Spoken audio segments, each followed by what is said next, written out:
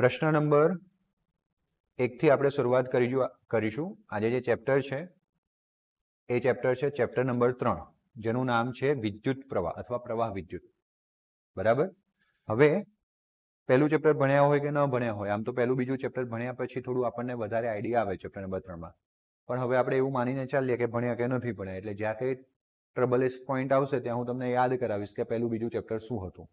તું કઈ બી જગ્યાએ ભણ્યો છું પહેલું બીજું સ્કૂલમાં? કેમ કંઈ જ નથી ભણ્યો? ઓકે, ચલો વાંધો નહીં, કોઈ ટેન્શન લેશે નહીં. પ્રથમ ચેપ્ટર જે હતું એ વિદ્યુત ભાર વિશે હતું. કોઈ પણ વિદ્યુત ભાર હોય પોતાની આજુબાજુ એક ક્ષેત્ર ઉત્પન્ન કરે. શું ઉત્પન્ન કરે? ક્ષેત્ર. એને આપણે વિદ્યુત ક્ષેત્ર કહીએ છીએ. વિદ્યુત ભારનું વિદ્યુત ક્ષેત્ર. પછી આપણે વિદ્યુત ભારોથી બનતી રચનાઓ સમજ્યા હતા. માનો કે બે સરખા વિદ્યુત ભાર હોય મૂલ્યમાં, અને એક ધન હોય ને બીજો કેવો હોય? ઋણ. તો એનાથી બનતું જે તંત્ર છે એને શું કહેવાય? વિદ્યુત ડાયપોલ કહેવાય. શું કહેવાય? વિદ્યુત ડાયપોલ. એવા ઘણું બધું આપણે ભણ્યા હતા. પછી બીજા ચેપ્ટરમાં આપણે શું ભણ્યા હતા? વિદ્યુત સ્થિતિમાન અને કેપેસિટર. આ પ્રથમ અને બીજું ચેપ્ટર જે છે તે આપણે સ્થિત વિદ્યુત શાસ્ત્ર ભણ્યા. કયું કહેવાય? સ્થિત વિદ્યુત શાસ્ત્ર. શું પાડ્યું? ઓકે, તો સ્થિત વિદ્યુત શાસ્ત્ર ભણ્યા આપણે. શું ભણ્યા? સ્થિત વિદ્યુત શાસ્ત્ર. સ્થિત વિદ્યુત શાસ્ત્ર જેમાં વિદ્યુત ભારને સ્થિર રાખવામાં આવે ને પછી અભ્યાસ કરવામાં આવે અસરોનો, એને આપણે સ્થિત વિદ્યુત શાસ્ત્ર કહીએ. હવે સમય એવો આવી ગયો છે કે વિદ્યુત ભાર થાકી ગયું સ્થિર રહીને, એટલે હવે વિદ્યુત ભાર શું કરશે? ગતિ. અને જ્યારે વિદ્યુત ભાર ગતિ કરે છે ત્યારે વિદ્યુત પ્રવાહનું નિર્માણ થાય છે. શાનું નિર્માણ થાય? વિદ્યુત પ્રવાહ. અને આ પ્રવાહ વિદ્યુત વિશે આપણે ભણવાના છે, જેમાં આપણે ઘણું બધું ભણવાના છે. વિદ્યુત પ્રવાહ શું છે? ઓહમનો નિયમ તમે ભણ્યા છો ને 10માં, એટલે 10મું તો અડધું કવર થઈ જશે. બરાબર છે. બેટરી કઈ રીતના કાર્ય કરે છે, બેટરી કઈ રીતના વિદ્યુત સ્થિતિમાનનો તફાવત આપે છે. પછી અવરોધોનું જોડાણ, શ્રેણી, સમાંતર. પછી જૂલ ઉષ્મા, I²RT, એના વિશે પણ ભણીશું. પછી અજ્ઞાત અવરોધ શોધવા માટેની રીતો, પોટેન્શિયોમીટર, મીટર બ્રિજ, આવી બધી વાત આપણે આ ચેપ્ટરમાં કરવાના છે. એટલે આજથી નવી ગોળીનો નવો દાન. પહેલા પ્રશ્નથી સમજતા જઈશું તો જ છેલ્લો પ્રશ્ન સમજ પડશે. વચ્ચે સ્કીપ થયું તો અઘરું પડશે, એટલે ધ્યાન આપજો. જો વિદ્યુત પ્રવાહ કેવી રીતે રચાય છે તેના ઉદાહરણ આપો.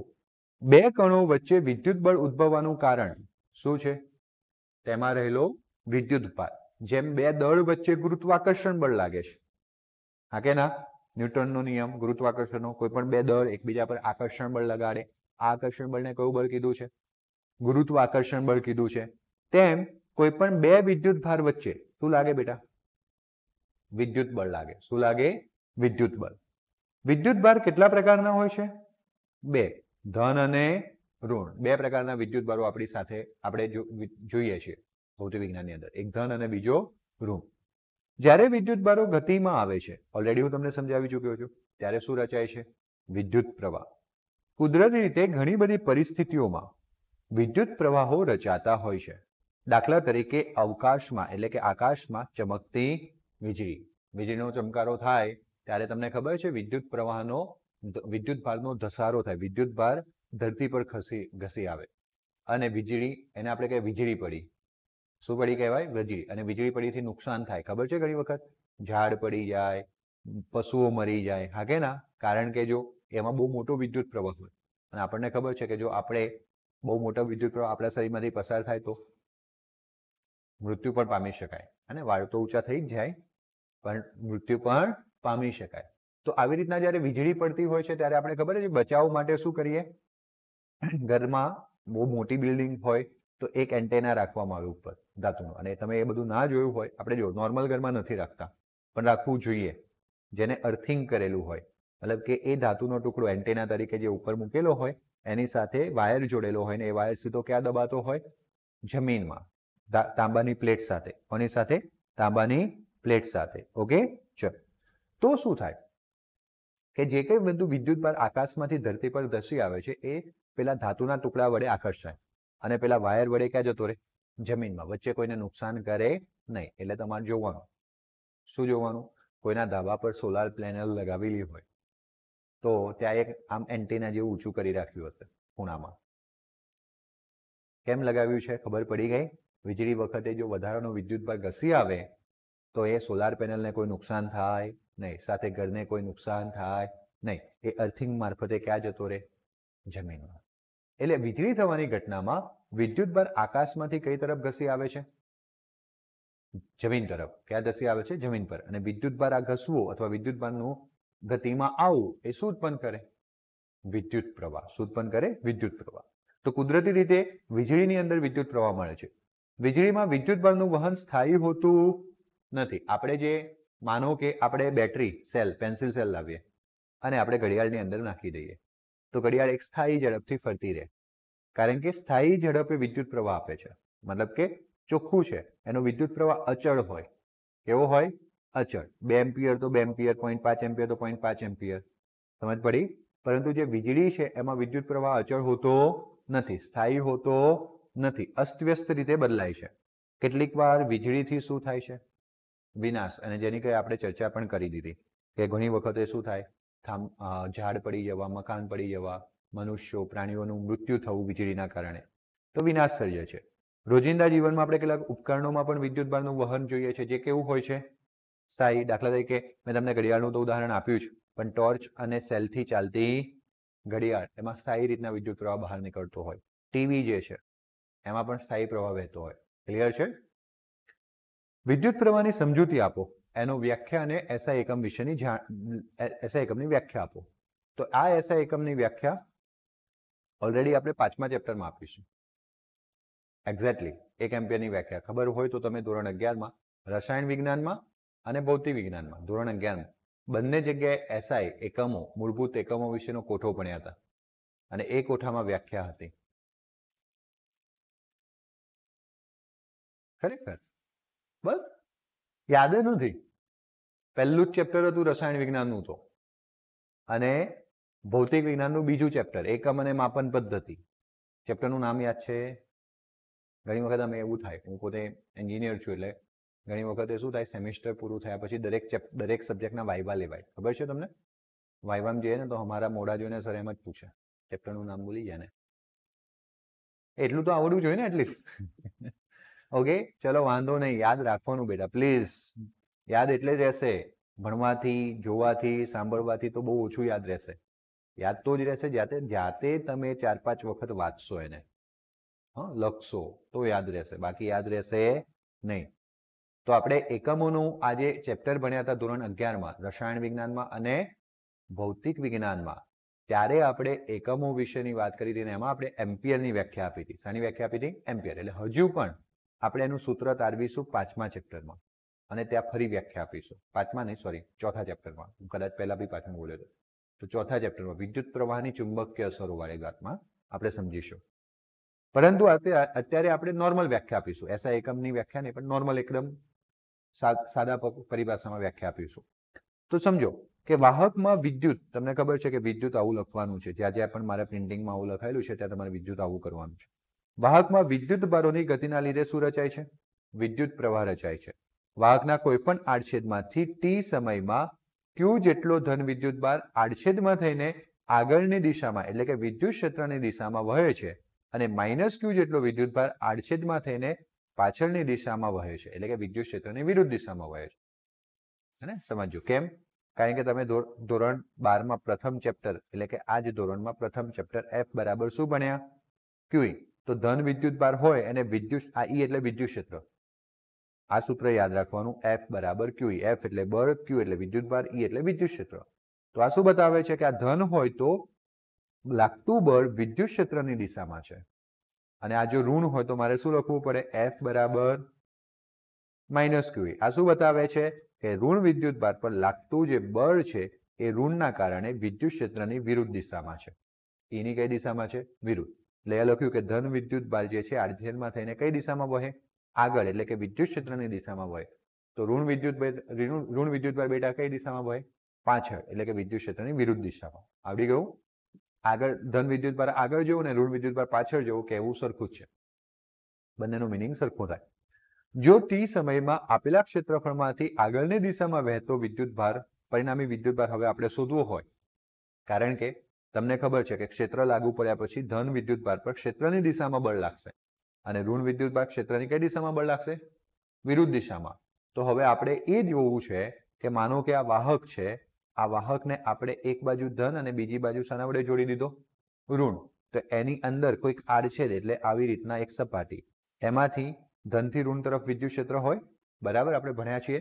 એટલે કે વિદ્યુત ક્ષેત્રની દિશામાં એટલે કે ડાબેથી જમણી તરફ કયો વિદ્યુતભાર સપાટીમાંથી પસાર થશે? ધન. અને જમણેથી ડાબી તરફ કયો વિદ્યુતભાર પસાર થશે બેટા? ઋણ વિદ્યુતભાર પસાર થશે. એક બાજુ ધન જશે, બીજી બાજુ કયો જશે? ઋણ. તો આપણે પરિણામી વિદ્યુતભાર શોધવો પડે ને કે કેટલો પસાર થાય છે આડછેદમાંથી. તો પરિણામી વિદ્યુતભાર બરાબર ધન વિદ્યુતભાર ઓછા કયો વિદ્યુતભાર? ઋણ વિદ્યુતભાર. નીચે પ્લસ છે ધન વિદ્યુતભાર બતાવે છે, નીચે ઋણ છે ઋણ વિદ્યુતભાર બતાવે છે. આટલો પરિણામી વિદ્યુતભાર આ આડછેદમાંથી શું થશે? પસાર થશે. ઓકે. વિદ્યુતભારના સ્થાયી વહન માટે વિદ્યુતભાર ટી ને કેવા પ્રમાણમાં હોય? સમપ્રમાણમાં. પ્રયોગો એવું બતાવે છે કે સ્થાયી વહન હોય, સ્થાયી એટલે સરખું વહન, સરખા સમયમાં સરખો વિદ્યુતભાર આગળ જાય આડછેદમાંથી. ત્યારે આપણે એવું કહી શકીએ કે જેમ જેમ સમય જશે તેમ વિદ્યુતભારનો જથ્થો વધતો જશે. એટલે કે વિદ્યુતભાર સમયના કેવા પ્રમાણમાં છે?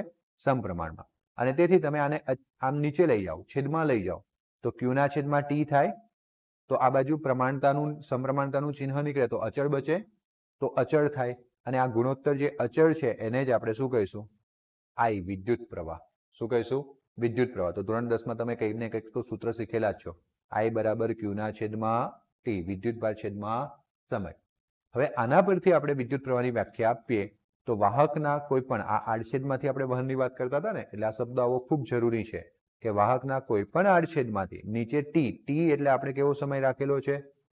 એકમ સમય. કેવો સમય રાખેલો છે? એકમ. તો વાહકના કોઈ પણ આડછેદમાંથી એકમ સમયમાં, એકમ એટલે આને હું એક લઈ લઉં. શું લઈ લઉં?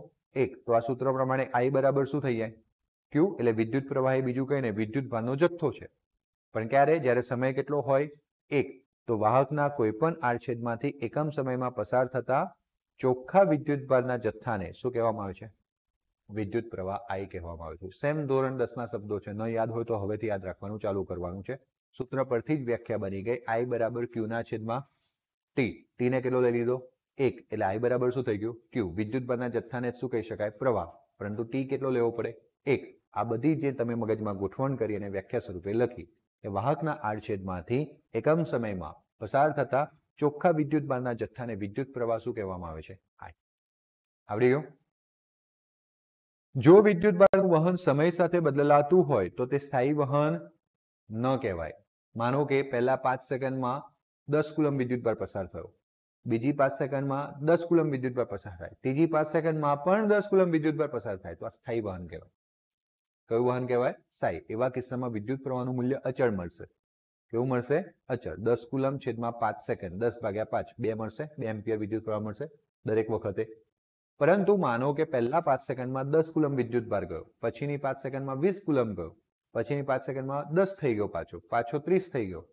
સમયગાળો સરખો રાખ્યો, પરંતુ વિદ્યુતભારનો જથ્થો બદલાયા કરે છે, તો વિદ્યુત પ્રવાહનું મૂલ્ય પણ શું થાય? બદલાયા કરે. આને સ્થાયી વહન કહેવાય નહીં. આવડી ગયું? ઓકે. જો વિદ્યુતભારનું વહન સમય સાથે બદલાતું હોય એટલે કે સ્થાયી વહન ન હોય ત્યારે વિદ્યુત પ્રવાહની વ્યાપક વ્યાખ્યા નીચે મુજબ લખી શકાય. તો આપણે ઉપર જે વ્યાખ્યા ભણ્યા એ સ્થાયી વહન માટે. જો સ્થાયી વહન ન હોય તો આપણે શું લખીએ વ્યાપક રીતે લખવી હોય તો કે ટી થી લઈને ટી પ્લસ ડેલ્ટા ટી સમયગાળો. એટલે અત્યારે ટી હતો, પછીનો બીજો સમય છે ટી પ્લસ ડેલ્ટા ટી છે, એટલે સમયમાં કેટલો ફેરફાર થયો? ડેલ્ટા ટી જેટલો. અત્યારે ટી છે ને, પછી કેટલો થયો? ટી પ્લસ ડેલ્ટા ટી, એટલે સમયમાં કેટલો ફેરફાર થયો? ડેલ્ટા ટી જેટલો. તો ટી અને ટી પ્લસ ડેલ્ટા ટી વચ્ચેના સમય અંતરાલમાં એટલે કે ડેલ્ટા ટી સમયમાં વાહકના આડછેદમાંથી પસાર થતો વિદ્યુતભારનો ચોખ્ખો જથ્થો કેટલો હોય? ડેલ્ટા ક્યુ. પહેલા છે ને ક્યુડ લખ્યો હતો, પહેલા આપણે ક્યુડ લખ્યો હતો, યાદ હોય તો ચોખ્ખો વિદ્યુતભારનો જથ્થો આપણે ક્યુડ લીધો હતો અને સમયને બી આપણે ટી લઈ લીધો હતો. એટલે વિદ્યુત પ્રવાહની વ્યાખ્યા આઈ બરાબર શું આવી ગયું હતું? ક્યુ છેદમાં ટી આવી ગયું હતું. પરંતુ હવે સ્થાયી વહન ન હોય તો અલગ અલગ સમયમાં અલગ અલગ વિદ્યુતભાર જશે, તો આ અલગ અલગ સમયગાળા માટે કયો શબ્દ વાપર્યો? Delta T. આગળ ખાલી ડેલ્ટા આવી ગયો અલગ અલગ માટે. અને અલગ અલગ જે વિદ્યુતભારનો જથ્થો પસાર થવાનો એના માટે શું લઈ લીધું? ડેલ્ટા ક્યુ. તો આ સરેરાશ વિદ્યુત પ્રવાહ મળે ડેલ્ટા ક્યુ છેદમાં ડેલ્ટા ટી બરાબર તમને વિદ્યુત પ્રવાહ મળે સરેરાશ. કેવો મળે? સરેરાશ. અને જ્યારે ડેલ્ટા ટી સમયગાળામાં ડેલ્ટા ક્યુ વિદ્યુતભાર પસાર થાય તો કેવો વિદ્યુત પ્રવાહ મળે? સરેરાશ. હવે સરેરાશ મળશે. આ જસ્ટ કોના જેવું છે?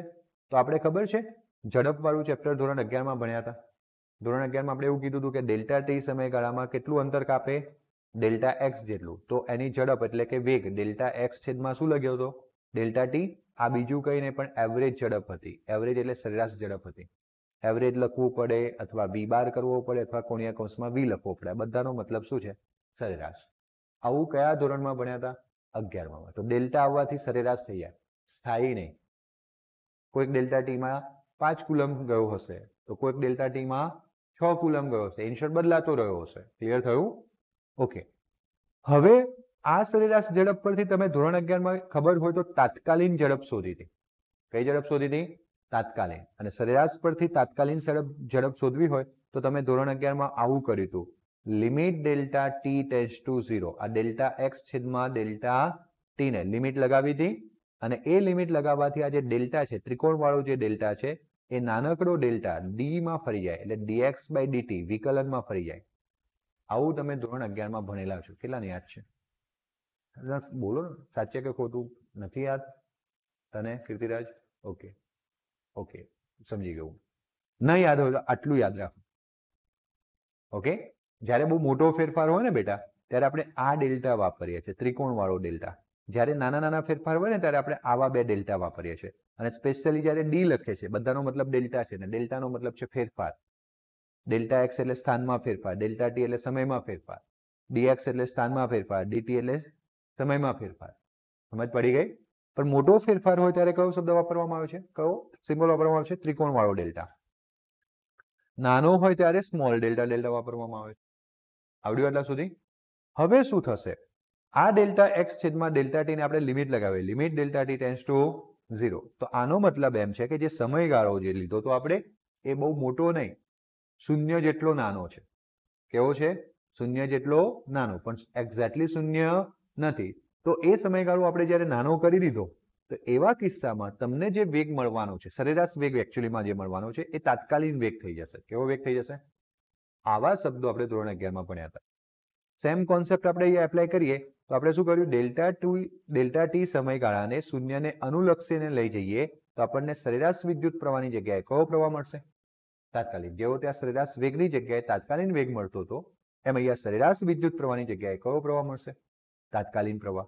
એટલે આપણને જો તાત્કાલિન પ્રવાહ જોઈતો હોય I, તો આપણે જે ડેલ્ટા ક્યુ છેદમાં ડેલ્ટા ટી સરેરાશ પ્રવાહનું જે સૂત્ર હતું એને limit delta T tends to 0 લગાવવું પડે, જેવું મેં અહીંયા લગાવ્યું. અને એવું લગાવવાથી આ વિકલનમાં ફરી જાય. dx બાય dt, x નું t ની સાપેક્ષે વિકલન. એવું અહીંયા લગાવવાથી શું બની ગયું? dq બાય આ ડેલ્ટા સામાં ફરી ગયો? d માં. આવડી ગયું? એટલે q એટલે વિદ્યુતભારનું સમય સાપેક્ષે વિકલન. એટલે તમને શું મળે? વિદ્યુત પ્રવાહ I. બોલો કોઈ ડાઉટ? એટલે આપણે બ્રોડલી ભણ્યા. ધોરણ 9-10માં આપણે I બરાબર q ના છેદમાં t ભણતા હતા, પણ એ તો સ્થાયી વિદ્યુત પ્રવાહ માટે. હવે આપણે એવા કિસ્સાઓ પણ ભણવાના છે કે જે સ્થાયી વિદ્યુત પ્રવાહના ના હોય. તો એટલા માટે ડેલ્ટા ટી સમયગાળામાં અલગ અલગ ડેલ્ટા ક્યુ પસાર થાય તો આપણને સરેરાશ વિદ્યુત પ્રવાહ મળે. સરેરાશ વિદ્યુત પ્રવાહ I બરાબર ડેલ્ટા ક્યુ છેદમાં ડેલ્ટા ટી. પણ જ્યારે આપણે એને limit delta T tends to 0 લગાવીએ એટલે કે સમયને બહુ નાનો કરી દઈએ, શૂન્યના અનુલક્ષીને જોઈએ તો તમને dq બાય dt મળે. શું મળે? dq by dt. અને એ બીજું કંઈ નહીં, તાત્કાલિન વિદ્યુત પ્રવાહ છે. પર્ટિક્યુલર સમયે કયો વિદ્યુત પ્રવાહ છે એ મળે. આવડ્યું આટલા સુધી? રૈભાજિક રીતે આપણે વિદ્યુત પ્રવાહની દિશા જે છે એ ધન વિદ્યુતભારથી ક્યાં સુધી લઈએ છીએ? ધન વિદ્યુતભારની ગતિની દિશામાં લઈએ છીએ. એટલે કે જેમ ધન વિદ્યુતભાર ગતિ કરે એમ વિદ્યુત પ્રવાહ ફરે. એટલે આપણે ધનથી ઋણ તરફ લઈએ છીએ. ધનથી કઈ તરફ લઈએ છીએ? ઋણ. પણ એ રૈભાજિક રીતે છે. રૈભાજિક એટલે પરંપરાગત રીતે જે ચાલુ આવ્યું છે તે. આમાં આપણે એમાં કોઈ સુધારો કર્યો નથી. તો પહેલા લોકો એવું માનતા હતા કે વિદ્યુત પ્રવાહ જે છે એ ધન વિદ્યુતભારની ગતિના લીધે રચાય છે. કોના લીધે રચાય છે? અને એટલા માટે ધન વિદ્યુતભારની ગતિ જે ધનથી ઋણ તરફ થતી હતી એને જ વિદ્યુત પ્રવાહની દિશા આપવામાં આવી. પરંતુ સમય જતા એમ ખબર પડી કે ધન વિદ્યુતભાર તો કેન્દ્રમાં ફિક્સ છે, એ ગતિ કરતો નથી. ગતિ તો કોણ કરે છે? જે મુક્ત છે તેવા ઇલેક્ટ્રોન. એટલે કે કયો વિદ્યુતભાર? ઋણ વિદ્યુતભાર. તો ઇલેક્ટ્રોન તો ઋણથી કોની તરફ જશે? ધન. તો પ્રવાહની દિશા બદલવી જોઈએ, પરંતુ ત્યાં સુધીમાં વિદ્યુત પ્રવાહનું શાસ્ત્ર, ભૌતિક વિજ્ઞાન ખૂબ આગળ વધી ગયું હતું. એટલે પ્રવાહની દિશા એની એ જ રાખવામાં આવી. એનાથી કોઈ ભૌતિક વિજ્ઞાનમાં કદાચ તમે બદલી પણ નાખો તો પણ ભૌતિક વિજ્ઞાનમાં કોઈ ફરક પડવાનો નથી. જે નિયમો છે એમાં કોઈ ફરક પડવાનો નથી. એટલે શરૂઆતમાં જેમ માનવામાં આવ્યું હતું કે ધન વિદ્યુતભારના લીધે વિદ્યુત પ્રવાહ રચાય છે, એને જ્યારે સાચું કારણ મળ્યું વિદ્યુત પ્રવાહ રચાવાનું ઇલેક્ટ્રોનની ગતિ, તો એને એવું ને એવું જ રાખવામાં આવ્યું. એટલે ઇલેક્ટ્રોનની ગતિની વિરુદ્ધ દિશામાં અત્યારે આપણે પ્રવાહ લઈએ છીએ, અને એટલા માટે એ પ્રવાહની દિશાને કઈ પ્રવાહ કહેવામાં આવે છે? રૈવાજિક. રૂઢિગત રીતે આપણે જે મેળવતા આવ્યા છે, જે માનતા આવ્યા છે, એ જ દિશામાં આપણે પ્રવાહ લઈએ છીએ. તો રૈવાજિક પ્રવાહ કોની ગતિની દિશામાં છે? ધન. પરંતુ વાહકમાં ધન વિદ્યુતભારો તો કદી ગતિ કરતા નથી. ખબર છે ને? ધન આયન એટલે ન્યુક્લિયસ. ન્યુક્લિયસ એટલે પરમાણુનું કેન્દ્ર, અને વાહક એટલે ઘન પદાર્થ જનરલી. અને ઘન પદાર્થમાં ન્યુક્લિયસ એટલે કે પરમાણુના કેન્દ્રો કેવા હોય? સ્થાયી હોય કે ના હોય? માનો કે આવો કોઈ ઘન પદાર્થ છે, તો એની અંદર આવી રીતના પરમાણુઓની ગોઠવણી હશે ચોક્કસ? પરમાણુ કદી પણ એક જગ્યાએથી બીજી જગ્યાએ જવાનો છે? ના. ઘન અવસ્થા ચેપ્ટર નંબર 1 ભણ્યા? હા કે ના? ઓકે, ચલો ટેસ્ટ કરીએ. તમે શું ભણ્યા? ઘનના પ્રકાર ભણ્યા? હા કે ના? ના તો કહેશો જ નહીં. તમે ઘન અવસ્થા ભણ્યા હોય તો ઘનના પ્રકાર અંદર આવ્યા જ હોય. ચલો, ધાત્વીય ઘન વિશે ભણ્યા? હા કે ના? ઓકે, 4 ઘનના પ્રકાર છે. એક તો હું બોલી ગયો, ધાત્વીય ઘન. ચલો, બીજા કયા ઘન? આયનીય ઘન. બોલો. નહીં, એ તો બળ છે. મતલબ કે બીજા સર ભણાવે એ બી સરખું છે, હું ભણાવું એ બી સરખું છે. બોલો, ચાલો. જો સ્કૂલમાં ભણ્યા છો, ત્યાં નહીં ભણાવ્યું? ઓકે.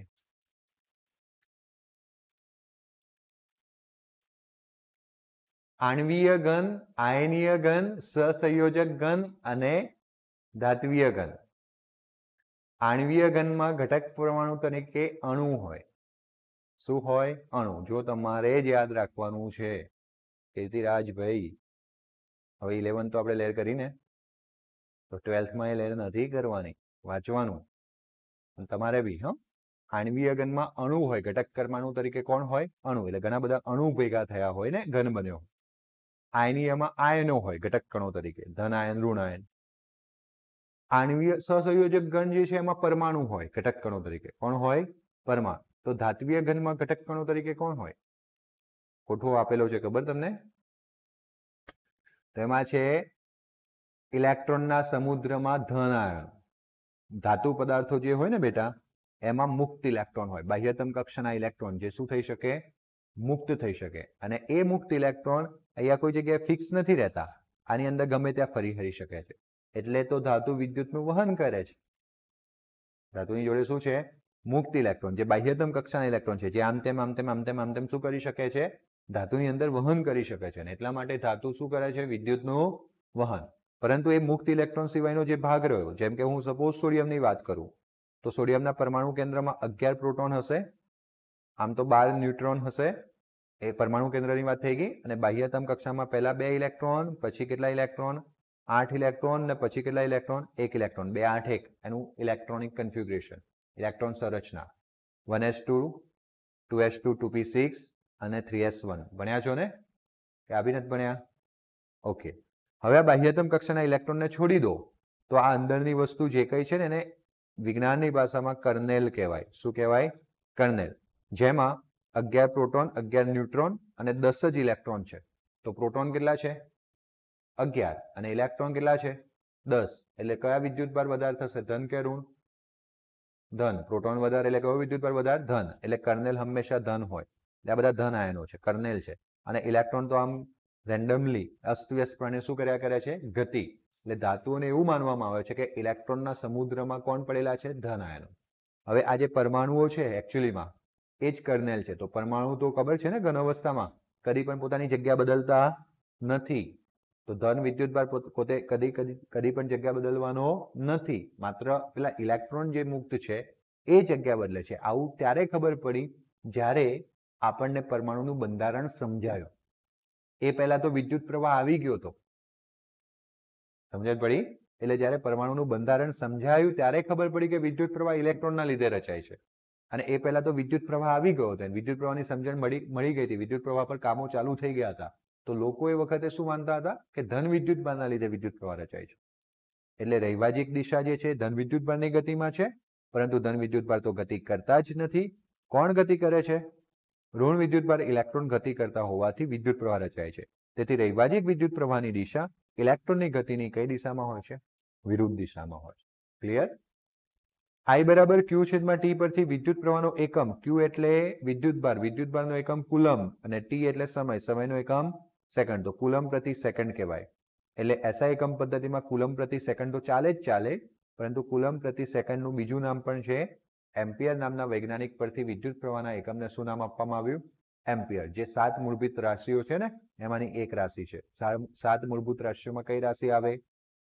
લંબાઈ, દળ, સમય. આ તો આવે જ 3 MLT કહો છો તમે એને. પછી આવે વિદ્યુત પ્રવાહ, ચોથી થઈ. પાંચમું આવે થર્મોડાયનેમિક તાપમાન. છઠ્ઠું આવે દ્રવ્યનો જથ્થો અને સાતમું આવે જ્યોતિની તીવ્રતા. આવી 7 મૂળભૂત રાશિઓ છે. એમને દર્શાવવા માટે બીજા કોઈ રાશિની મદદ લઈ શકાતી નથી. એટલે આ 7 મૂળભૂત રાશિઓ થઈ. અને આ 7 મૂળભૂત રાશિઓની મદદથી બીજી બધી રાશિઓ સમજાઈ શકો જેટલી હવે બાકી છે. એટલે એને સાધિત રાશિઓ કહેવાય. મૂળભૂત રાશિઓના એકમને મૂળભૂત એકમો કહેવાય. સાધિત રાશિના એકમોને સાધિત એકમો કહેવાય. ચેપ્ટર નંબર 2 ધોરણ 11. કદાચ હું બોલું છું અને કદાચ તમને વાંચવાનું મન થાય તો એકવાર જોઈને ઘરે વાંચી લેવાનું. ભણેલું કરી જવાનું નથી. કોન્સેપ્ટ ક્લિયર થવો જોઈએ. તો આના પરથી I બરાબર Q છેદમાં T પરથી જો વાહકના આડછેદમાં T ની જગ્યાએ કેટલા સેકન્ડ લઉં? 1 સેકન્ડમાં પસાર થતો વિદ્યુતભારનો જથ્થો Q ની જગ્યાએ કેટલા કુલમ લઉં? 1 કુલમ. આમ તો જોવા જઈએ તો 1 કુલમમાં કેટલા વિદ્યુતભાર છે? તો કે કેટલા ઇલેક્ટ્રોન છે? તો કે 6.25 ગુણ્યા 10 ની કેટલી ઘાત? 18 ઘાત ઇલેક્ટ્રોન હોય. તો તેમાંથી વહેતો વિદ્યુત પ્રવાહ 1 કુલમ પ્રતિ 1 સેકન્ડ થયું. તો 1/1 જવાબ શું આવવાનો? 1. અને કુલમ પ્રતિ સેકન્ડને શું કહીએ છીએ? એમ્પિયર. 1 કુલમ પ્રતિ સેકન્ડ એટલે 1 એમ્પિયર. વિદ્યુત પ્રવાહ અદિશ રાશિ છે અને દર્શાવવા માટે સદિશની જરૂર મતલબ દિશાની જરૂર નથી. એ કેવી રાશિ છે? અદિશ રાશિ છે. આ ક્યાંથી આવ્યું? તો તમને પ્રથમ ચેપ્ટરમાં ભણાવવામાં આવ્યું હતું Q બરાબર N. વિદ્યુતભારનું ક્વોન્ટમીકરણ. તો Q કેટલો વિદ્યુતભાર છે બેટા? 1 કુલમ છે. N આપણે શોધવા છે. આ E એટલે ઇલેક્ટ્રોનનો વિદ્યુતભાર. ઇલેક્ટ્રોનનો વિદ્યુતભાર 1.6 ગુણ્યા 10 ની કેટલી ઘાત? -19. તો આ ભાગાકારમાં જાય. N બરાબર જોઈતું હોય તો આ ભાગાકારમાં જાય. તો 1/1.6 ગુણ્યા 10 ની કેટલી ઘાત? -19. 1/1.6 કરશો એટલે 0.625 આવશે. 10 ની -19 ઉપર જશે એટલે 10 ની કેટલી ઘાત થશે? 19. પછી 1 પોઈન્ટ આગળ લઈ જશો એટલે 19 માંથી કેટલી ઘાત થઈ જશે? 18. યાદ રાખવાનું. નીટમાં જીમાં પૂછાય, કેલ્સી નહીં મળે. 1 કુલમમાં કેટલા વિદ્યુતભાર હોય? 6.25 ગુણ્યા 10 ની 18. 2 કુલમ હોય તો ગુણ્યા 2 થઈ જાય. 3 કુલમ હોય તો ગુણ્યા 3 થઈ જાય. આવડ્યું આટલા સુધી? હા કે ના? ઓકે.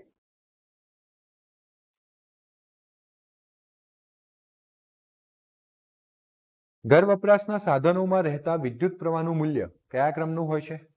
એમ્પિયરના ક્રમનું. ઘરે બધા ઘર વપરાશમાં ઘણા બધા સાધનો છે, પણ તમને સૌથી પહેલું યાદ આવતું હોય ને વિદ્યુત પ્રવાહમાં તો કયું? કોણ યાદ આવે? બોલો. અરે બોલો જોરથી. મોબાઈલ. કોણ યાદ આવે? મોબાઈલ. તો મોબાઈલનું ચાર્જર જોવાનું ઘરે જઈને. તો એમાં 1 એમ્પિયર થી 2 એમ્પિયર લખેલું હશે. સામાન્ય મોબાઈલ હશે તો. પણ હવે તો પાછા ડેસિંગ ચાર્જિંગ વાળા મોબાઈલ આવે. Desk charger. હે ને? આવું જમ્બો મારા જેવું. તો એમાં 5 એમ્પિયર લખેલું હશે. કેટલા એમ્પિયર લખેલું હશે? 5 થી 6 એમ્પિયર. ઘરની બધી સ્વિચો જે છે એ 5 થી 10 એમ્પિયરની વચ્ચે હોય. ફ્રીજની જે સ્વિચ છે એ 20 એમ્પિયરની હોય. કદી ઇન્ટરેસ્ટ લેવાનો હો. 16 એમ્પિયર થી 20 એમ્પિયરની હોય. બરાબર ને? આમ 15 એમ્પિયરનો વાયર હોય ફ્રીજ અને એસીના કનેક્શનમાં. જાડો વાયર હોય. જોજો. હા કે ના? હું કંઈક ખોટું બોલી રહ્યો છું? તમે મારે સામે આમ કરીને જોઈ રહ્યા છો. કોઈ દિવસ તમે ઇન્ટરેસ્ટ જ નથી લીધો જોવામાં. જોવાનું ઘરે. તમે જોજો ફ્રીજની સ્વિચ અલગ હોય. એનું કનેક્શન પણ ઘરમાં કેવું કર્યું હોય? અલગ કરેલું હોય. ના જોયું હોય તો ઘરે જઈને જોવાનું જરાક. ના ખબર પડે તો બોર્ડ ખોલવાના અને જોવાનું એકવાર. તો પછી ભણ્યા કહેવાય ને.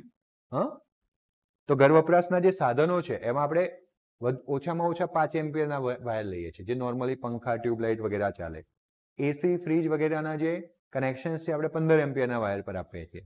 હેવી ઇક્વિપમેન્ટ કહેવાય. વોશિંગ મશીન, ફ્રીજ, એસી. હે? તો એ ઘર વપરાશના સાધનોના જે પ્રવાહનું મૂલ્ય છે એ પણ સામા હોય છે? એમ્પિયરના ક્રમનું. 0 થી લઈને 15 એમ્પિયર સુધી આપણે વાપરતા હોય.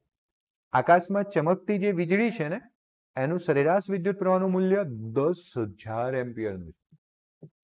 આ ફ્રીજ વાળી લાઈન આપણને મોટો આંચકો આપી જતી હોય તો 10,000 એમ્પિયરનો આંચકો લાગે કદાચ તો વિચારો કેવું થાય. ઓકે, એટલે તો જેના પર મતલબ આવા ઘણા બધા ઇન્સિડન્ટ થયા છે આપણી જોડે. બહુ દુર્ભાગ્ય કહેવાય કે વીજળી પડે પછી કોઈ બચી શકતું નથી. ઝાડ હોય કપાઈ જાય, બિલ્ડિંગો ચિરાઈ જાય, અને માણસનું તો મૃત્યુ જ થઈ જાય, પ્રાણીઓનું મૃત્યુ થઈ જાય, કારણ કે આટલા બધા ક્રમનો એમ્પિયર વિદ્યુત પ્રવાહ હોય છે.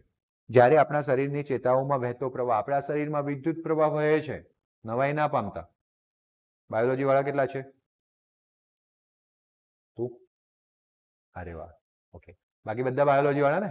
પણ ધોરણ 10માં તમે ભણ્યા છો, ખબર છે ગરમ વસ્તુને અડકતા હાથ તરત પાછો જતો રહે. તો આપણા શરીરમાં સંવેદના સ્પર્શ માટેના સંદેશાઓમાં ઉર્મી વેગ ઉત્પન્ન થાય. શું ઉત્પન્ન થાય? ઉર્મી વેગ. જે તમે ગુજરાતીમાં જેને ઉર્મી વેગ કહો છો ને, એ છે ઇમ્પલ્સ ઇંગ્લિશમાં. અને આ ઇમ્પલ્સ ને ઉર્મી વેગ એ ઇલેક્ટ્રિકલ સિગ્નલ્સ છે, વિદ્યુતીય તરંગો છે. એટલે આપણા શરીરમાંથી પણ પ્રવાહ દબાદબ વહે છે. સમજ પડી ગઈ? સંવેદનાઓનું વહન વીજળી વિદ્યુત પ્રવાહોથી થાય છે, અને એ પ્રવાહો કયા એમ્પિયરના હોય છે? માઇક્રો એમ્પિયરના. કેમ વીજળીથી થાય ખબર છે તમને? કેમ? બાયોલોજી ભણ્યા છો ને? કેમ? બાકી બધી વસ્તુ રાસાયણિક પ્રક્રિયાઓને આધારિત છે, આમાં કેમ? ઇલેક્ટ્રોકેમિસ્ટ્રી, એટલે કે વિદ્યુત આવી ગયું.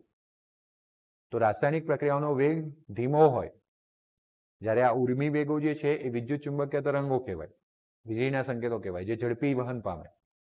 જો રાસાયણિક પ્રક્રિયાઓથી થતું હોત સંદેશાઓનું વહન, તો હાથ ગરમ વસ્તુને અડધો બળી જતો, અરે બળી ગયો એવું ફિલિંગ થાત.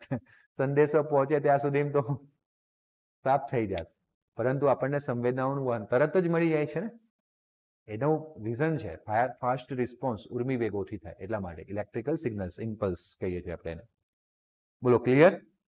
વિદ્યુત પ્રવાહની વાત ચાલી રહી છે. આપણે આ ચેપ્ટરમાં સુવાહકોની વાત કરવાના છે. આની વાત કરીશું. સુવાહક. સુવાહક એટલે ઘન પદાર્થ. વિદ્યુત પ્રવાહનું વહન કરતા પદાર્થોને સુવાહક કહેવાય, એવું આપણે ભણ્યા છીએ. અને આપણે ખબર છે કે ધાતુઓ, ઘન પદાર્થ તરીકે ધાતુઓ વિદ્યુતનું શું કરે છે? વહન. ઘરમાં વાયર જોયા છે, કેવા રંગના દેખાયા હતા? લાલ, પીળો અને કાળો અને બ્લુ.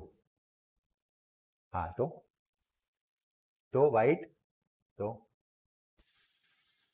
રેડ પણ હોય છે, બ્લેક પણ હોય છે. સરસ. આમ તો બધા જ હોય છે, તમે બોલ્યા બધા જ હોય છે, પણ એ બધા વાયર નથી, વાયરનું ઉપરનું આવરણ છે. મેં તો ઘરમાં તાર જોયા હતા, એની વાત પૂછી. ઓકે, ચલો. પણ તમારો લોજિકલી શબ્દ સાચો છે, હું તમને ખોટા ઠેરવવાનો પ્રયત્ન કરી રહ્યો છું, પણ એ એના આવરણ છે.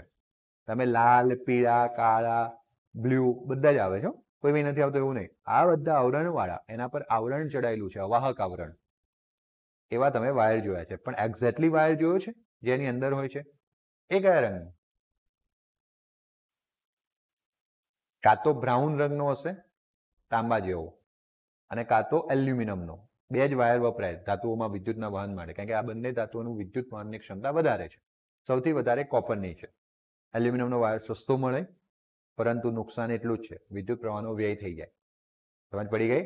સારી વિદ્યુત વાહકતા જોઈતી હોય તો આપણે કોનો વાયર વાપરતા હોય છે? કોપર. પોલીકેબનો આવે ને, આપણી ત્યાં તો કંપની પણ છે વાયર બનાવનારી, આખા ઇન્ડિયામાં ફેમસ પોલીકેબ. તો એ કોપરનો વાયર. તો આ ધાતુઓની વાત છે. ધાતુઓ વિદ્યુત વહન કરવાની ક્ષમતા ધરાવે છે, અને આપણે શું કહીએ છીએ? સુવાહકો. તો એક તો ધાતુઓ વિદ્યુતનું વહન કરે જ છે, સાથે બીજા અર્ધવાહક પદાર્થો આવે, અને અર્ધવાહક પદાર્થોમાં પણ વિદ્યુતનું વહન થાય છે, પણ ધાતુઓ કરતા કેવી રીતે? અલગ રીતે. અને ત્રીજું જે વિદ્યુતનું વહન કરી શકે છે એ છે દ્રાવણો. દ્રાવણો વિદ્યુતનું વહન કરે છે. તો દ્રાવણોનું વિદ્યુતનું વહન કેમેસ્ટ્રીમાં ચેપ્ટર નંબર 3 વિદ્યુત રસાયણ, ધોરણ 12, એમાં ભણવાનું. અર્ધવાહકોનું વિદ્યુત વહન ભૌતિક વિજ્ઞાનમાં પ્રકરણ નંબર 14 સેમિકન્ડક્ટર્સ, એટલે અર્ધવાહકો, એમાં ભણવાનું. હવે બાકી શું રહ્યું? ધાતુઓ. એનું વહન આપણે અહીંયા વાત કરીશું. તો પ્રશ્ન છે, સુવાહકોમાં વિદ્યુત પ્રવાહ કેવી રીતે રચાય છે? તો સુવાહકોને વિદ્યુત ક્ષેત્ર લાગુ પાડવામાં આવે તો વિદ્યુત ભારો પર શું લાગે? બળ. જો સમજો, હા, આ લોખંડનો ટુકડો છે અથવા કોપરનો ટુકડો છે, કોઈ પણ ધાતુનો ટુકડો છે, જે વિદ્યુતનું શું કરી શકે? વહન કરી શકે. ખાલી કોપર અને એલ્યુમિનિયમની ક્ષમતા વધારે છે, બાકી ઘણી બધી ધાતુઓ વિદ્યુતનું વહન કરે છે. અને ખાલી કોપર ને એલ્યુમિનિયમ કરતા તો કેટલી મજા આવતી, લોખંડનો સળિયો લઈને જતા છૂટું પાડવા, ખબર ને, લંગરીઓ નાખવા. જવાય? લોખંડનો સળિયો લઈને ના જવાય. સ્ટીલ લઈને, સ્ટીલનો રોડ લઈને ના જવાય, કરંટ આવે. ધાતુમાંથી વિદ્યુત પ્રવાહનું શું થાય? વહન થાય. બરાબર છે, ઓછા વધતા પ્રમાણમાં થાય તો ખરું, પણ સૌથી સારી સુવાહક છે કોપર, એટલે આપણે કોપર ધાતુના તાર બનાવીએ છીએ. સમજ પડી? ઓકે, ચલો એને છોડો. માનો કે આ ધાતુનો ટુકડો છે, તમે એને અડકશો તો શું તમને કરંટ લાગશે? બોલો. તમે બોલતા નથી, મને તમે બોલશો ને તો ભણાઈશ કેમનું? હા કે ના, બે જ જવાબ છે ને. અને કાનૂન કે હાથ લંબે હોતે, મેરે હાથ લંબે હે. અહીંયા સુધીમાં ક્યાં મારવાનો છું તમે? ખરા સાચું બોલશો ખોટું? બોલો, હા કે ના? નહીં લાગે. બોલો ભાઈ કીર્તિરાજ, ના જ લાગે નહીં. આ લોખંડનો ટુકડો પડ્યો, આ ચાવી છે, લો અડી ગયો. કઈ થયું? મને નહીં થયું. ધાતુને અડવાથી કઈ પ્રવાહ, તમે તો ખરેખર પ્રવાહ લાગી જવાનો એવા શોખ થઈ ગયા. લાગે પ્રવાહ? મતલબ કરંટ લાગશે? નહીં લાગે. મતલબ કે ધાતુના ટુકડામાંથી વિદ્યુત પ્રવાહનું વહન થતું.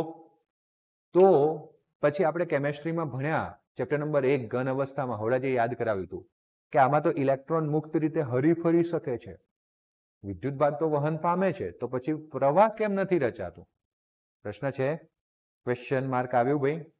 હે ને, સુપર 30 ક્વેશ્ચન માર્ક આવ્યો મગજમાં? હા કે ના?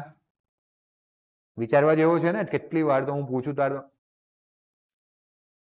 જલ્દી જવાબ આપો તો જલ્દી આગળ વધાય. જો ધાતુનો ટુકડો સિમ્પલ અડવાથી વિદ્યુતનું વહન થતું, મતલબ આપણને કોઈ કરંટ નથી લાગતો, એટલે આપણે એમાં એવું સમજીએ છીએ કે એમાં કોઈ વિદ્યુત પ્રવાહ રચાયો નથી. એક બાજુ આ વાત છે. બીજી બાજુ એમ વાત છે કે સર તમે હવડા સમજાવતા ઘન અવસ્થા ચેપ્ટરમાં, રસાયણ વિજ્ઞાનનું પ્રથમ ચેપ્ટર, કે ધાત્વિય ઘન પદાર્થોમાં ઇલેક્ટ્રોન મુક્ત હોય છે, જે વહન કરતા હોય, પ્રવાહ કરતા હોય છે. અને તમે એ પણ સમજાવ્યું કે વિદ્યુત ભાર જે છે એ પ્રવાહ નહીં, સોરી, ગતિ કરતો હોય છે. એ ગતિ કરે તો શું રચે? વિદ્યુત પ્રવાહ. મતલબ કે અંદર તો વિદ્યુત પ્રવાહ છે પણ લાગતું નથી, મતલબ કંઈક તો ખોટું છે. તો હવે જે સમજવાનું છે સમજો કે આ આડછેદમાં કેવું હોય બેટા. આ માનો કે આપણે કોઈ વચ્ચે આડછેદ લીધો, બરાબર છે? આડછેદ એટલે એક સપાટી. તો જેટલા ઇલેક્ટ્રોન ડાબેથી જમણે જાય ને, એટલા જ ઇલેક્ટ્રોન જમણેથી ડાબી બાજુ જાય. તો ચોખ્ખો વિદ્યુત પ્રવાહ કેટલો થઈ ગયો? ચોખ્ખો વિદ્યુત ભાર જે પસાર થતો હતો એ શૂન્ય થઈ ગયો.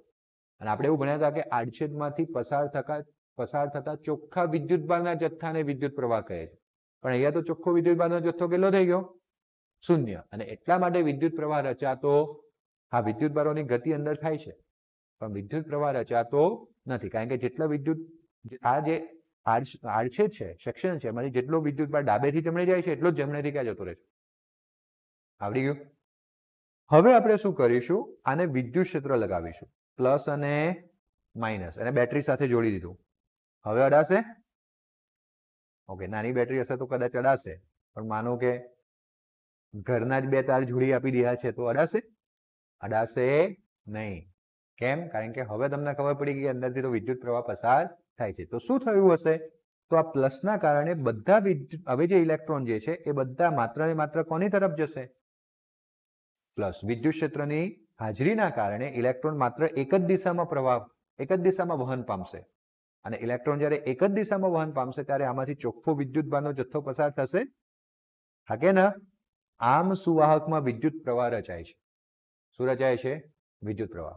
સમજ પડી? બોલતા શીખો. નહીં બોલો તો હું ભણાવું જ નહીં. ફરી લડ્યો ને હું તમને. કેમ કીર્તિરાજ તું બદલાઈ કેમ જાઉં છું ભાઈ? હા ના, મને કાનમાં 4 છોકરાઓ, જો 4 છોકરાનો અવાજ ના આવી શકે મને કાનમાં. ચલો ધ્યાન આપજો. જો સુવાહકોને વિદ્યુત ક્ષેત્ર લાગુ પાડવામાં આવે તો વિદ્યુત ભારો શું અનુભવે? બળ અનુભવે. આવડા સૂત્ર લખ્યું હતું ને, F બરાબર કયું સૂત્ર? QE. વિદ્યુત ક્ષેત્ર લાગુ પાડતા બળ અનુભવે. વિદ્યુત ભારો મુક્ત હોય તો ગતિ કરીને શું રચવાના? અને ધાતુના કિસ્સામાં ઇલેક્ટ્રોન મુક્ત હોય એટલે ઇલેક્ટ્રોન ગતિ કરે અને વિદ્યુત પ્રવાહ રચાય. કુદરતમાં મુક્ત વિદ્યુત ભારો આયનોસ્ફિયરના ઉપરના સ્તરમાં અસ્તિત્વ ધરાવે છે. સ્ટ્રેટોસ્ફિયર, ટ્રોપોસ્ફિયર, સ્ટ્રેટોસ્ફિયર, લિથોસ્ફિયર, ધરતીને અડીને આવરણો છે. સૌથી ઊંચે, સૌથી છેલ્લું આયનોસ્ફિયર છે. કયું સ્ફિયર છે? તો પૃથ્વીના વાતાવરણમાં વાયુ રહેલો છે. હા કે ના? માનો કે આ પૃથ્વીનો ગોળો, એની આજુબાજુ આ વાતાવરણનો ગોળો, તો અહીંયા વાયુ રહેલો છે. સૂર્યનો પ્રકાશ સૌથી પહેલા આના સંપર્કમાં આવશે તો ત્યાં જે વાયુ છે ને એ આયન બની ગયો છે. કારણ કે સૂર્યના પ્રકાશમાંથી ઉર્જા મળે, વાયુએ ઉર્જાને શોષણ કર્યું, ઉર્જાનું શોષણ કરીને એ પોતે ધન અને ઋણ બની ગયો. ધન આયનો અલગ, ઋણ અલગ, ઇલેક્ટ્રોન દૂર કરી દીધા. સમજ પડી ગઈ? તો આ બાજુ જે આવી રીતના ચારે બાજુ આવરણ રચાયું એને કહેવાય આયનોસ્ફિયર. શું કહેવાય? કઈ રીતના બન્યું સમજ પડી ગઈ? ખાસ કરીને આયનોસ્ફિયરમાં પારજાંબલી કિરણોનું શોષણ થાય છે, સૌથી વધુ શક્તિશાળી છે અને સારું છે કે શોષણ થઈ જાય. જે તમે ઓઝોન કહો છો ને એના પછી આવે, બરાબર છે. સારું છે કે ત્યાં શક્તિશાળી કિરણોનું શોષણ થઈ જાય છે, નહીં તો એ ધરતી પર આવે તો નુકસાન કરે. અને આમ ત્યાં શું રચાયું? આજુબાજુમાં આયનોસ્ફિયર રચાયું. આ આયનોસ્ફિયર ઉપરના સ્તરમાં અસ્તિત્વ ધરાવે છે. અણુ, પરમાણુ, ઇલેક્ટ્રોન, અણુ અને જે પરમાણુઓ છે, કોના અણુ અને પરમાણુઓ? વાયુના. જે ઇલેક્ટ્રોન અને સમાકેન્દ્રિત થયેલા છે. ધન વિદ્યુતભારિત ન્યુક્લિયસો વચ્ચેના કુલંબ બળો લાગવાથી ગતિ કરવા માટે મુક્ત હોતા નથી. આ આયનોસ્ફિયરમાં આયનો મુક્ત હોય છે, જે કુદરતી રીતે મુક્ત છે. કઈ રીતે મુક્ત છે? કુદરતી રીતે. પણ જનરલી જો તમે અણુ અને પરમાણુની વાત કરો તો અણુના અથવા પરમાણુના કેન્દ્રમાં શું હોય? ધન વિદ્યુતભારિત ન્યુક્લિયસ હોય અને ઇલેક્ટ્રોન એની આજુબાજુ કેવો હોય? ગતિ કરતો હોય બંધિત અવસ્થામાં. કઈ અવસ્થામાં? બંધિત. એટલે આપણે આપણે સોડિયમનું ઉદાહરણ જોયું હતું ને, તો સોડિયમના ઉદાહરણમાં આપણે ખાલી એક જ ઇલેક્ટ્રોનને મુક્ત કર્યો હતો, 10 ઇલેક્ટ્રોનને તો બંધિત રાખ્યા હતા. કોના કારણે? કુલંબ આકર્ષણ બળના કારણે. ધન વિદ્યુતભાર ઇલેક્ટ્રોનને પોતાની તરફ શું કરી લે? આકર્ષી રાખે. પણ જે પેલો છેલ્લો બાહ્યતમ કક્ષામાં ઇલેક્ટ્રોન હતો ને, એ પણ બંધિત જ હતો, પરંતુ ઓરડાના તાપમાને એને કેટલીક ઉર્જા મળી જાય અને એ ઉર્જાનું શોષણ કરીને પેલી અવસ્થામાંથી, બંધિત અવસ્થામાંથી શું થાય? છટકી જાય. કારણ કે બાહ્ય અવસ્થામાં છે ને, બાહ્યતમ કક્ષામાં ન્યુક્લિયસથી થોડો દૂર છે, એટલે ઓછું આકર્ષણ બળ લાગે એને. થોડી ઓછી ઉર્જા મળતા ત્યાંથી શું થાય? મુક્ત થઈ જાય. આમ ધાતુમાં આપણને કયા ઇલેક્ટ્રોન મળે? મુક્ત ઇલેક્ટ્રોન. જે કઈ કક્ષામાંથી મળે? બાહ્યતમ કક્ષામાંથી. કઈ કક્ષામાંથી મળે? બાહ્યતમ. તો પહેલા તો આ મુક્ત હોતા નથી. સ્થૂળ પદાર્થો ઘણા બધા અણુઓના બનેલા હોય છે. સ્થૂળ એટલે મોટા પદાર્થો. જેમ કે તમે જુઓ, 1 ગ્રામ પાણીમાં લગભગ કેટલા અણુઓ હોય? 10⁻22 જેટલા અણુઓ હોય.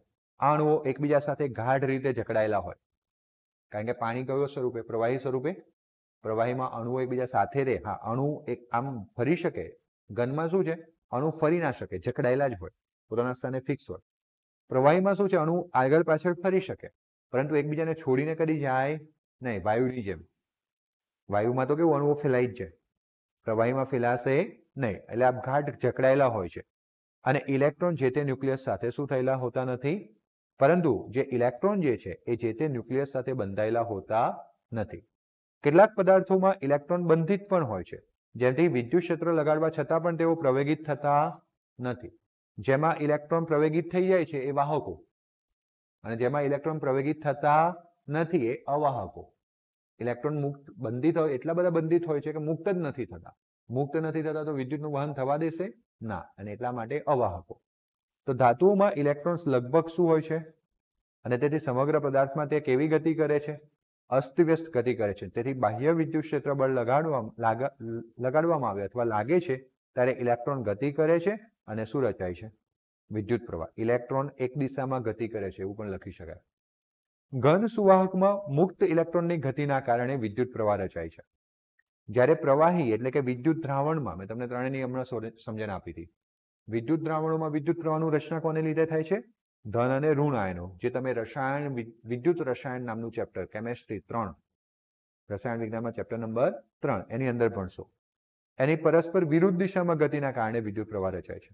વાયુઓમાં પણ આયનોની ગતિના કારણે વિદ્યુત પ્રવાહ રચાય છે. વાયુ એટલે આયનોસ્ફિયર. ત્યાં વાયુ શામાં ફેરવાઈ ગયો છે? આયનોમાં. આયનો અને ઇલેક્ટ્રોનમાં. તો આયનો ત્યાં ધન છે અને ઇલેક્ટ્રોન કેવા છે? ઋણ. અને વાયુના આયનો છે એટલે ફિક્સ નથી, ફર્યા કરશે. એટલે આયનોસ્ફિયરમાં વાયુઓ જે છે એમાં જે વિદ્યુત પ્રવાહનું વહન થાય છે એ આયનોની ગતિના કારણે થાય. આવડ્યું? આના સિવાય અર્ધવાહકમાં હોલ અને ઇલેક્ટ્રોન એ આપેલું નથી. અર્ધવાહકોમાં વિદ્યુતનું વહન હોલ અને ઇલેક્ટ્રોનના લીધે થાય છે. આ હોલ શું છે? કારણ કે ઇલેક્ટ્રોનને તો તમે જાણો છો. હોલ શું છે એ આપણે અત્યારે સમજવાના નથી. પ્રકરણ નંબર 14માં જ સમજીશું. ક્લિયર? બોલો, કોઈ ડાઉટ હોય તો કહો મને અત્યાર સુધી. ઓકે, ચોથો પ્રશ્ન.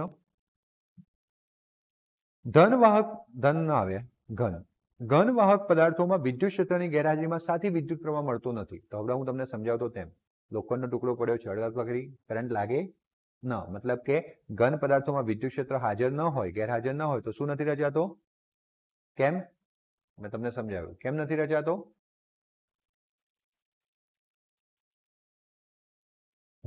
ધન આયનો ફિક્સ હોય પછી એના સમજાયા પછી માનો કે સાચો જવાબ તો દિયાનો જ છે કે ચોખ્ખો વિદ્યુતભાર જે આડછેદમાંથી પસાર થતો હોય કેવો હોય? શૂન્ય, કારણ કે જેટલા ઇલેક્ટ્રોન આડછેદમાંથી ડાબેથી જમણે જાય એટલા જ. બસ આને વિસ્તૃત રીતે સમજાવો. તો માત્ર ઘન સુવાહકોમાં વિદ્યુત પ્રવાહના વહનની ચર્ચા નીચે મુજબ સમજી શકાય. જ્યારે ધાતુ પદાર્થની રચના થાય છે ત્યારે તેના ઘટક પરમાણુઓના વેલેન્સ એટલે બાહ્યતમ કક્ષાના ઇલેક્ટ્રોન પિતૃ પરમાણુથી શું થઈ જાય? છૂટા પડી જાય. મેં તમને સમજાવતો હતો ને કે સોડિયમનો છેલ્લો ઇલેક્ટ્રોન સોડિયમ સાથે બંધિત તો હોય, પણ ઓરડાના તાપમાને એ શું થઈ જાય? છૂટો પડી જાય. તો જ્યારે ધાતુની રચના થાય ત્યારે પરમાણુમાંથી છેલ્લો બાહ્ય ઇલેક્ટ્રોન જે છે એ છૂટો પડી જાય. તેથી ઇલેક્ટ્રોન શું થઈ જાય? મુક્ત. જેથી બનેલા ધન આયનો ચોક્કસ ભૌમિતિક ભાત રચાય. પરંતુ પેલા ધન આયનો ચોક્કસ ભાત રચે, ઘન પદાર્થની રચના કરવા માટે ચોક્કસ ભાત રચાવવી જરૂરી છે. વિદ્યુત ક્ષેત્રની ગેરહાજરીમાં ધાતુ પદાર્થના તાપમાન અનુસાર આ જે ધન આયનો છે તે પોતપોતાના મધ્યમાન સ્થાનોની આજુબાજુ શું કરે? દોલનો. ધન આયન શું કરે? પોતાના સ્થાનની આજુબાજુ દોલન કરી શકે, પણ આપણી પોતાની જગ્યા છોડીને બીજા જગ્યાએ જઈ શકશે નહીં. અને આ આયનો વચ્ચેના અવકાશમાં મુક્ત ઇલેક્ટ્રોન અસ્તવ્યસ્ત શું કરે? ગતિ કરે. ઇલેક્ટ્રોન્સની ગતિ દરમિયાન જડિત આયનો સાથે તે હંમેશા શું થતા રહે? અથડાતા રહે. આવી રીતના ધન આયનો આવી રીતના ચોક્કસ ગોઠવાયેલા છે, બરાબર. અને આ વચ્ચેની જે જગ્યા છે ને એમાંથી ઇલેક્ટ્રોન અસ્તવ્યસ્ત ગતિ કર્યા કરે, અને ગતિ કરે ત્યારે આની સાથે શું થાય છે? અથડાતા હોય છે. અને આ અથડામણના કારણે એમની દિશા કેવી થઈ જાય? અસ્તવ્યસ્ત થઈ જાય. જેમ એક દારૂ પીને વ્યક્તિ ચાલતો ચાલતો જાય અને આગળ થાંભલાને અથડાય તો આમ જતો, દિવાલને અથડાય તો આમ જતો. સમજ પડી ગઈ? આમ ઇલેક્ટ્રોન અથડાતો કેવી ગતિ કરે છે? અસ્તવ્યસ્ત કરે છે. અને જો આપેલા સમયે આવા ઇલેક્ટ્રોન માટે સરેરાશ રીતે કોઈ ચોક્કસ દિશામાં ગતિ કરતા ઇલેક્ટ્રોનની સંખ્યા તે તેની વિરુદ્ધ દિશામાં ગતિ કરતા ઇલેક્ટ્રોનના સંખ્યા જેટલી જ થાય. કોઈ ચોક્કસ દિશા લો, માનો કે આડછેદ લો અને આડછેદને લંબ દિશા લો, તો જેટલા એને લંબ રૂપે જમણેથી ડાબે જવાના છે એટલા જ ડાબેથી ક્યાં જશે? જમણે. વિરુદ્ધ દિશામાં એટલી જ સંખ્યા જશે. પરિણામે કોઈ ચોખ્ખો વિદ્યુત ભાર વહેશે અને પરિણામે વિદ્યુત પ્રવાહ રચાશે. આવડ્યું? સમજ પડી ગઈ? કોઈ ડાઉટ? કન્ફર્મ? ઓકે. તો પાંચમો પ્રશ્ન. ઘનવાહક પદાર્થોમાં વિદ્યુત ક્ષેત્રની હાજરીથી મળતા વિદ્યુત પ્રવાહની શું આપો? સમજૂતી. તો મેં તમને કીધું તેમ એક બાજુ પ્લસ લગાવો, બીજી બાજુ કોણ લગાવો? માઇનસ. અને પ્લસથી ઋણ તરફ વિદ્યુત ક્ષેત્ર હોય, બરાબર. તો વિદ્યુત ક્ષેત્રની વિરુદ્ધ દિશામાં પ્લસથી, ઓકે, અહીંયા પ્લસ લગાવી દીધો ને અહીંયા ઋણ લગાવી દીધો એટલે વિદ્યુત ક્ષેત્રની રચના થઈ. અને વિદ્યુત ક્ષેત્રની વિરુદ્ધ દિશામાં ઇલેક્ટ્રોન વહન થવાનું ચાલુ કરશે. તો ધારો કે આકૃતિમાં દર્શાવ્યા અનુસાર આર ત્રિજ્યાના આડછેદવાળો એક નળાકાર છે. જોયો નળાકાર? જેમાં ત્રિજ્યા કેટલી છે ભાઈ? આર. આ નળાકારના બે છેડે પ્લસ ક્યુ અને માઇનસ ક્યુ વિદ્યુતભાર મૂકી દીધા. આ બાજુ પ્લસ ક્યુ વિદ્યુતભાર મૂકી દીધો, આ બાજુ કયો વિદ્યુતભાર મૂકી દીધો? માઇનસ ક્યુ. વિદ્યુતભારોને તટસ્થ કરવા માટે ઉત્પન્ન થયેલા વિદ્યુત ક્ષેત્રને કારણે ઇલેક્ટ્રોન ડ્રિફ્ટ ગતિ કરશે. સમજાવું શું કહેવાય એને? તો પહેલા તો વિદ્યુત ક્ષેત્ર ધનથી ઋણ તરફ વિદ્યુત ક્ષેત્ર ઉત્પન્ન થયું. અને હવડા મેં તમને સૂત્ર શીખવાડ્યું હતું કે F બરાબર માઇનસ ક્યુઈ. ઋણ વિદ્યુતભાર પર વિદ્યુત ક્ષેત્રની વિરુદ્ધ દિશામાં બળ લાગે. તો વિદ્યુત ક્ષેત્ર જમણેથી કઈ ડાબેથી કઈ તરફ હતું? જમણે. તો ઇલેક્ટ્રોન પર કઈ બાજુ બળ લાગશે? બોલો.